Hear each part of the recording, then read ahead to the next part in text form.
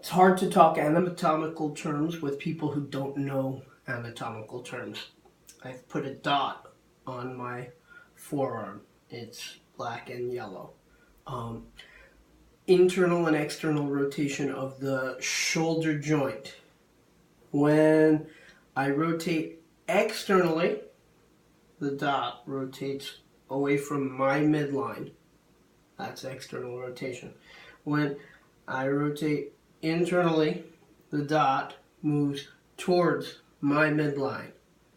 External rotation, internal rotation.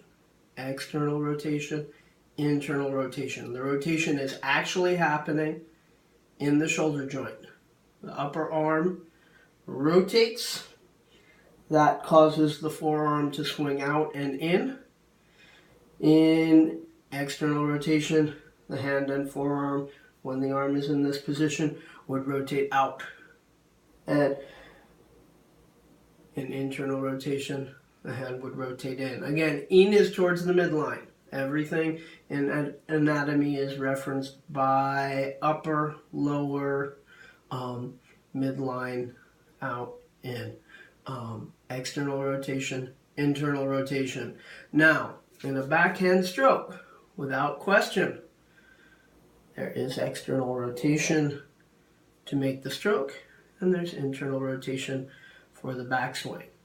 Most of a good backhand is just that rotation in the shoulder.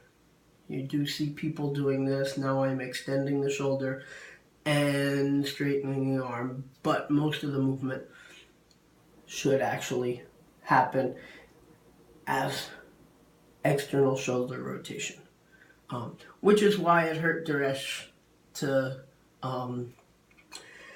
do that rotation when he had a rotator cuff injury. That rotation forced the muscles that were injured to work. You can't do that without those muscles working. Now, it's obvious in a forehand stroke, there's got to be some internal rotation. Some.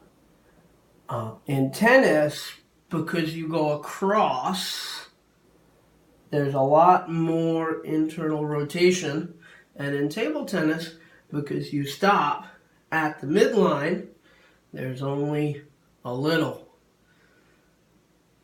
Both of these movements in themselves are safe. In table tennis, as I already explained, the bend of the elbow replaces what in tennis the internal rotation provides for speed and power in the stroke. That is what the original poster meant when he said what he said.